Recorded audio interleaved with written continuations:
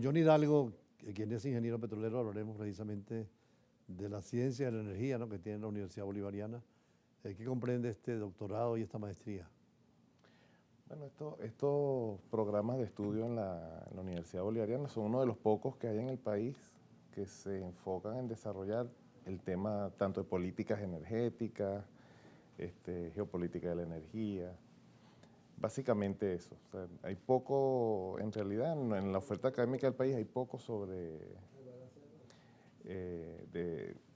poca oferta sobre el estudio de la energía Y en como tal. materia de petróleo, ¿cómo es tu actividad? Yo ahorita me desarrollo en la recuperación de campos petroleros, en ese ámbito, recuperación de producción. Bueno, tengo más de 20 años en la industria y ahí me he desarrollado en refinación, comercio internacional, acuerdos energéticos. He publicado libros sobre el tema. ¿Qué importancia en este momento en que hay una especie de nueva era del petróleo en Venezuela con nuevas políticas como la nueva ley de hidrocarburos para ese incentivo a que los jóvenes entren a estudiar las áreas de la energía y el petróleo? Sí, bueno, sí, efectivamente la ley de hidrocarburos que se sancionó en enero marca un hito importante porque cambia el modelo de gestión o establece un nuevo modelo de gestión de la industria petrolera, donde sobre todo se le da entrada al sector privado nacional para que pueda participar en la administración de campos petroleros, porque hasta ahora el sector privado había estado limitado a prestar servicios como un sector conexo. No podía participar en todo el siglo XX a la administración directamente de los campos petroleros. Y bueno, y eso, aunado a los cambios que se dan a nivel mundial, pues sí, resulta ser un incentivo para que la juventud o las nuevas generaciones pues participen en el tema. ¿Se puede decir que se le quitó el monopolio a PDVSA en la parte petrolera? Sí, en cierta medida sí. PDVSA siempre va a participar, no hay, digamos, una figura de concesiones petroleras como tal, pero siempre va a participar a través de empresas mixtas, según lo que está en la ley, o a través de la suscripción de contratos de participación productiva. ¿Y el cambio es en qué áreas, por ejemplo, ventajosa, no solamente para el país, sino para los que vengan con capital extranjero? Claro, también. ¿En qué áreas? Producción, igual la actividad primaria. Y en cuanto a la posibilidad de seguridad jurídica y que tenían muchas dudas muchos de las compañías extranjeras en petróleo. Bueno, es un modelo que se está estableciendo en la Ley Orgánica de Hidrocarburos y la manera en cómo fue redactada no colide con la Constitución. O sea, se mantiene la propiedad de los yacimientos en la República y se mantiene la estructura de PDVSA, que es lo que está en el artículo 302 de la Constitución, de tal manera que el modelo de gestión que se establece en la ley mantiene los preceptos constitucionales y ahora es ley, o sea que está cubierto jurídicamente. Se parece más a las grandes industrias petroleras como las del Medio Oriente, me imagino que Kuwait, Emiratos Árabes Unidos, donde el capital extranjero es bienvenido y bien tratado, pero claro, el Estado permanece como el dueño de la industria. Sí, sin embargo hay diferencias importantes porque el sistema de regalías que ahora está en la ley es un sistema progresivo que en Venezuela no habíamos tenido antes, porque en los países donde los costos de producción son muy bajos, como ocurre en el Medio Oriente y como ocurría en Venezuela, el government take o la participación del Estado en la producción tendría a ser superior al 90% de entrada.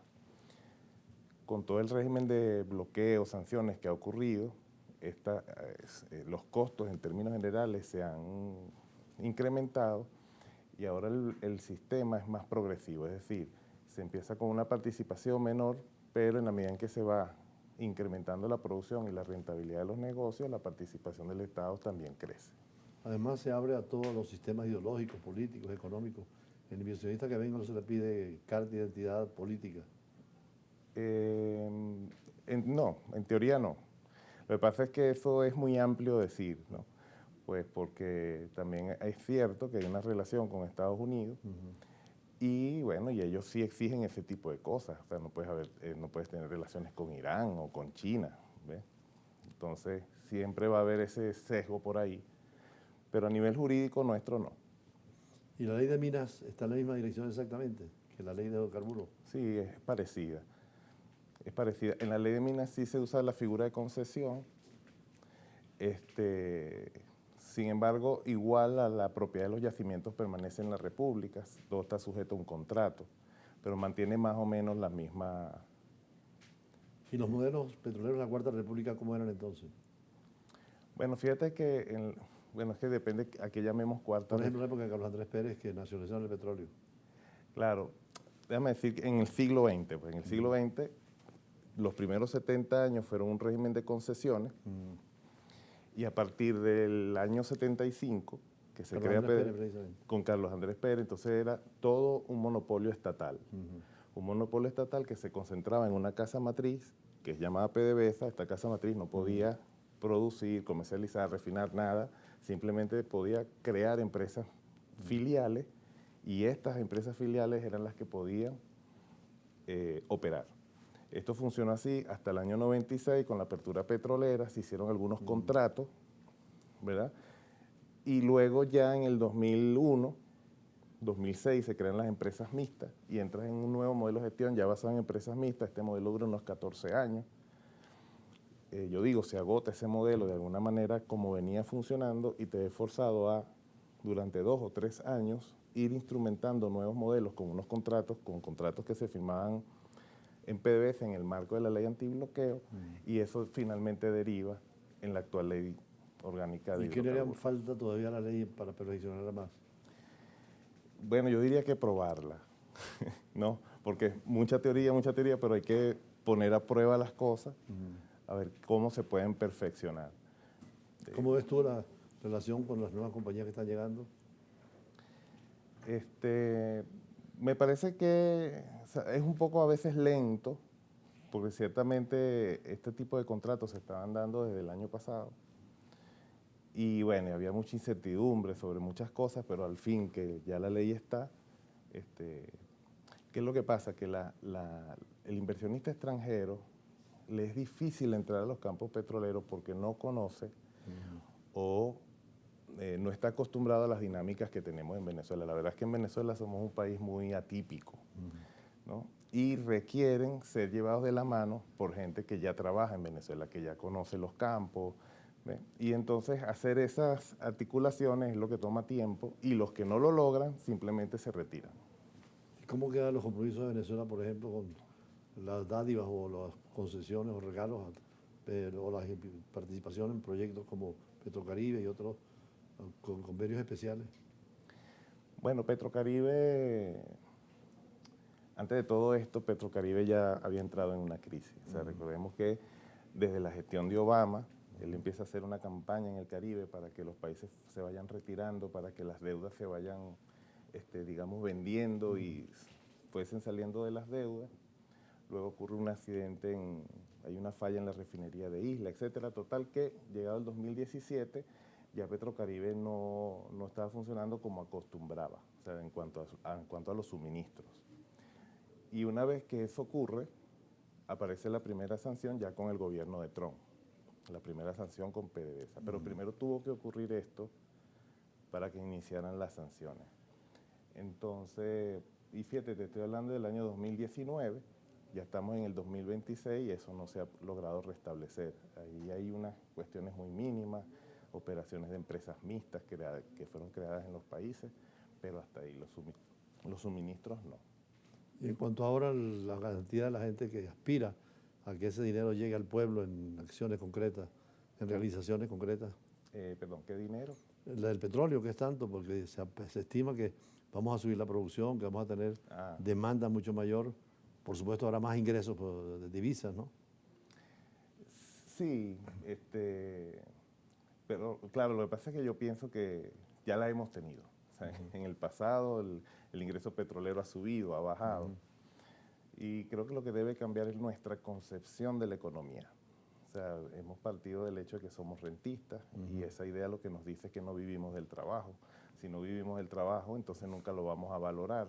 Eso nos hace creer que vivimos del ingreso petrolero y no del Producto Interno Bruto, si hablamos de indicadores. El Producto Interno Bruto normalmente cuadruplica el ingreso, pero todo esto ahora se entiende un poco más porque como la producción cayó y el Producto Interno Bruto en los últimos 3 años ha seguido creciendo, entonces dice, bueno, pero ¿cómo crece si el ingreso no crece? Ah, bueno, porque aquí hay gente que no trabaja en la industria petrolera, unos 30 millones de habitantes que no trabajan en la industria petrolera, pero trabajan y producen valor.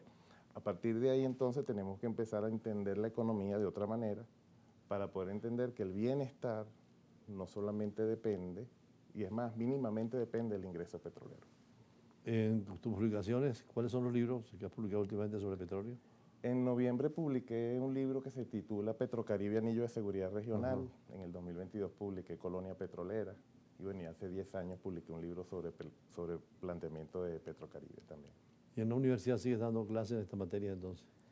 Sí, en la Universidad Bolivariana. Para terminar, ¿cómo ves la geopolítica del petróleo en estos momentos con tantos conflictos, sobre todo en el Medio Oriente? Bueno, creo que hay dos cuestiones. Hay un problema logístico, evidentemente, con el cierre del Estrecho de Hormuz y ahora el del Mar Rojo, la salida del Mar Rojo. Hay un problema logístico sobre un sistema petrolero que estaba soportando la hegemonía del dólar. En ese problema logístico se está repartiendo el mundo y al mismo tiempo se está planteando la sustitución del petróleo en ciertas áreas que tienen muchas limitaciones y eso ya se verá, diría yo, a finales del siglo XXI, no en lo pronto. Ahora, el importante mensaje es a los jóvenes ingresar a estudiar todas esas disciplinas que tienen que ver con el petróleo porque sigue siendo la riqueza fundamental del país, ¿no?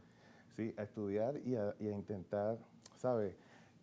Disculpa que use una figura religiosa aquí, pero la religión está marcando, se está haciendo ver en el mundo. Cuando Cristo va a subir al cielo, lanza una última palabra. ¿Saben qué? Ya que no me entienden mucho, hablen de la metanoia en mi nombre. Yo creo que esa metanoia es lo que tenemos que considerar si queremos estudiar. Metanoia es una disposición al cambio de pensar, a una nueva forma de pensar, de estar dispuesto a pensar diferente. Hay que estudiar el petróleo, pero no asumir que lo que nos han enseñado hasta ahora está bien. Tiene muchas faltas y debemos cubrirlas las nuevas generaciones.